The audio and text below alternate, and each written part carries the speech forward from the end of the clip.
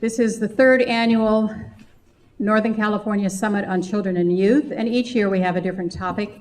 This year we thought it was appropriate and timely to talk about educating our children. Our Constitution, our state Constitution, guarantees every child a right to a quality education, and that isn't happening. In the meantime, we're doing wonderful things in the city of Richmond. We have an education element in our recently passed general plan. We have wonderful programs in our schools. There's a great program called Youth Together that operates out of Richmond High, and so many other youth programs throughout the city, either city programs, school district programs, or community programs. So we value our kids. We want to continue to let them know that we're behind them. I hope this conference will bring forward more of that commitment. We've incorporated it into our general plan and our planning documents, and actually now in our budget documents, we require departments to identify areas where they're promoting health in the various policies and programs that they're implementing. I can tell you that the Richmond Community Foundation is becoming the mortar that is holding together and pulling together all of these various interests and community organizations in a very positive, very collaborative way. There's still disparity, there's still a lack of equity, and we're still not equal when it comes to education, and we're still not equal when it comes to quality of life for families in varying communities. This conference is also about developing partnerships. We all know partnerships are a best practice, but we need partnership now more than ever, given the difficult and challenging financial times that we're in. I always feel, you get more done, I hate saying this, but you get more done with good relationships and a bad idea than with a good idea and bad relationships. So you want to have a good idea with good relationships, and I think this conference is also about developing those relationships. We believe that all students should be taught at the same level as students who receive a private school education, and we believe fiercely that within the linked learning approach, we want to transform the way we do business. We're clear that the old system doesn't work anymore. The time is slipping away from us, and the evidence says we have to do something different. Different than anything perhaps we've tried before, in a collective way. And getting out of the way sometimes is a difficult thing to do as human beings. We do partner with an organization that engages retired military leaders in talking about how childhood obesity is really a national security issue because it decreases the choices that children have, one of them being to serve in the military if they are unhealthy or obese. Now, I watch babies walking into that school I have a 3.5-year-old now, just a little bit older than him, with their backpacks on, their eyes bright, so excited to come to school. And I watch the light go out, not in 8th grade, but in kindergarten. That sometimes we forget that credentials are one thing, quality education, love, support, and nurturing of a child is another. And we have to do something to figure out, how do we get more Black males, more Latino males into the classroom, into a close relationship with the children. And I would also suggest that everything is political. And if we start from there, then how do we develop these alliances? How do we develop authentic partnerships? So that would be my question to you and those who come tomorrow. Successful strategies for improving education are not really any great mystery. There are lots of successful strategies and lots of things that we all know that should be done. Doing them is the hard part, and doing them requires really brave leadership. Kind of universally, the way to get beyond deficit thinking to asset thinking is to build relationships. It's the way to get beyond racism. It's the way to get beyond stereotyping. If you know somebody, if you really know somebody, if you're in a community where people know one another, then people are seeing individuals as opposed to seeing a stereotype in aggregate. Let us all continue to have courageous conversations where we may not like the outcome or the answer, but we ask them anyway. Young people are growing up without the notion that they have the right to be loved. And that is our greatest challenge.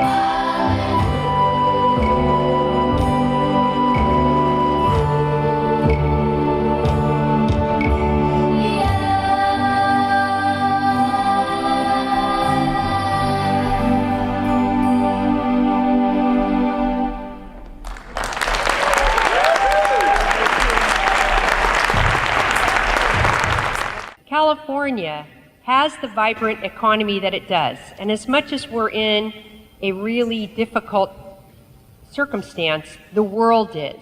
The globe is in a recession. And yet still, on any given day, California is in the top 10 global economies. So even with the bad news, we are a vibrant economy. Why? We are a vibrant economy because Californians invested in education. And we have to return to that. We have been disinvesting. But only 1 in 6 Californians can name K-12 education as the largest share of state spending in our budget. And about half think that it's prisons and corrections, which is more or less sort of where you all were at, right? So there's a big disconnect, even for people who are very interested in issues around public policy, who care a lot about what's going on in schools in our state. Many people don't really understand some of the basics about how the state budget operates. I think one of the things we need to consider after the initiative, and that hopefully passes, is extending the base of the sales tax to services, particularly the services used by more high-income groups. And you can do it that way, and that, I think, is one of the opportunities for revenue. We have 62 categorical programs that guide state money to specific purposes. 62. No other state in the country has so much interference in how locals spend their money. And the last time the legislature had any money in 2006, they created 22 new categorical programs. 46 states have adopted a new curriculum that will be phased in more heavily in 2014, 2015, but is already being phased in across the country. I never thought I'd see 46 states agree on a curriculum. And the theme of it was, in terms of the content standards and what students need to do, fewer, deeper, better. The multiple choice closed-end testing you've seen will not be around for much longer.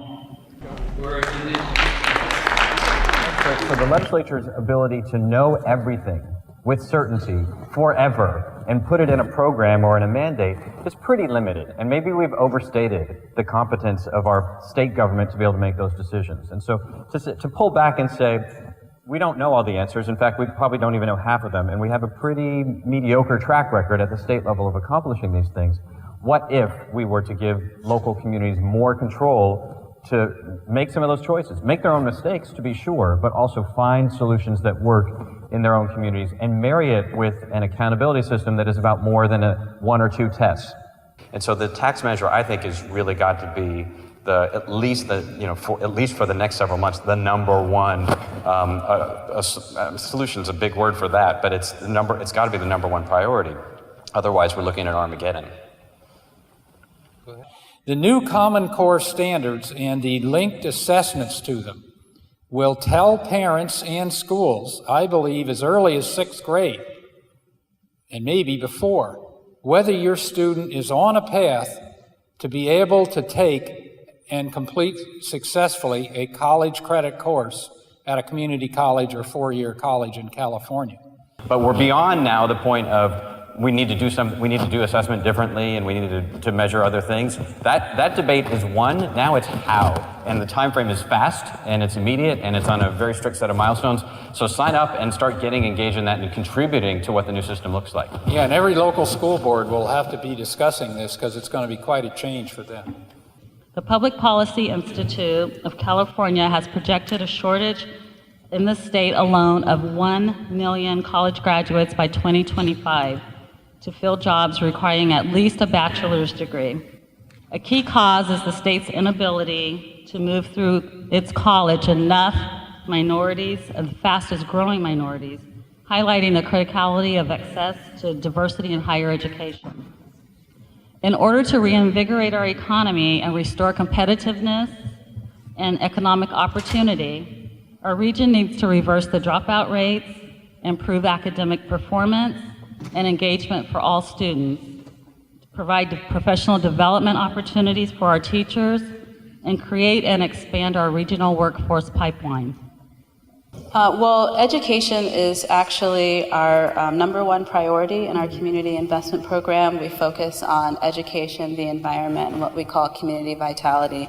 Education is where we've made the largest investment over years, over $10 million. And similar to what you said, it's not just the dollars, it's the sweat equity, it's our employees going out, it's opportunities to invite teachers into our facilities, it's the in-kind as well. People who are coming into PG&E who are interested in a job at an entry level don't have the same technological skills as we've seen in the past, where things that you would think were simple, like knowing the difference between a Phillips head and a flathead screwdriver, or knowing how to measure properly in construction, those skills just aren't there. In youth these days, they're really good at programming their handheld devices, but those other skills just don't exist. So within our New Energy Academy programs and such, we want to get hands-on skills to get that back in the classroom. And so we have a prepared workforce to enter into those jobs. I think we've probably spent in the last 3 years probably over $100 million or so in the U.S. focused on science, technology, engineering, and math,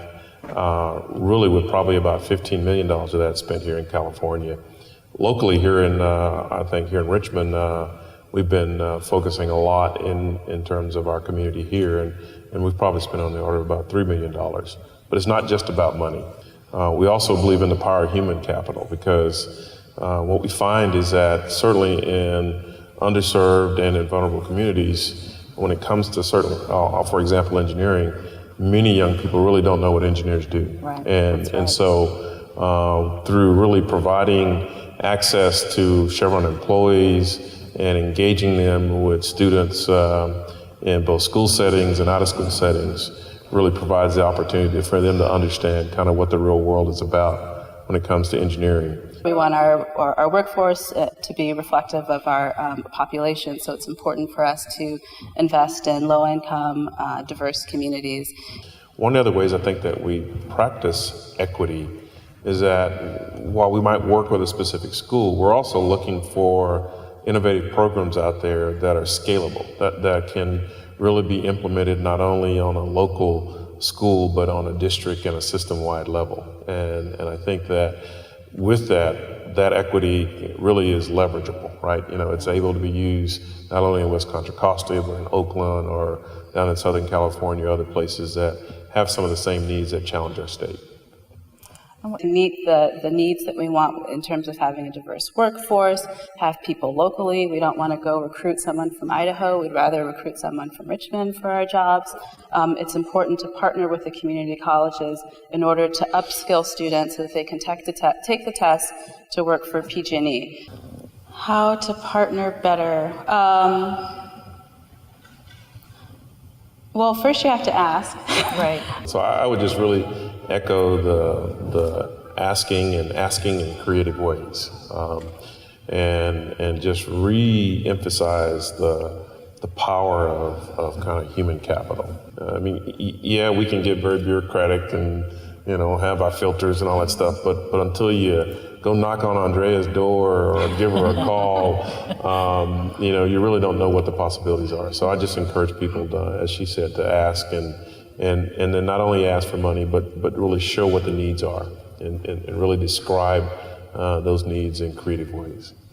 The value that's derived really is in our reputation. I mean, it's just, to me, our communities really give us the license to operate our facilities and to be in business. And so to me, it's just one of those essential elements to really being a part of a community. If the community treated students with love and respect and listened to their voices, the light won't go out of their eyes in kindergarten or in 8th grade, but will stay bright from cradle through career. The most important factor of a student's success is the quality of the teacher. And we need to do everything we can to get the best teachers in our classroom. I believe that in order to be successful in school, you need educational support as well as moral support. And when I say moral support, I mean that there should be mentors or programs in schools that help students build their self-esteem and leadership skills so that they don't lose focus on what's important in life. And as a youth, that is education. 1 out of every 4 students who attend high school don't receive a high school diploma. So that means if everyone in this room was to stand up and I counted you off into fours, all of those ones would not receive a high school diploma. All of those same ones will have trouble finding a job in their future because 90% of jobs at least require a high school diploma. We can improve these statistics. We can improve. Thank you. I want to thank you so much again for participating in this conference, and we look forward to seeing you next year.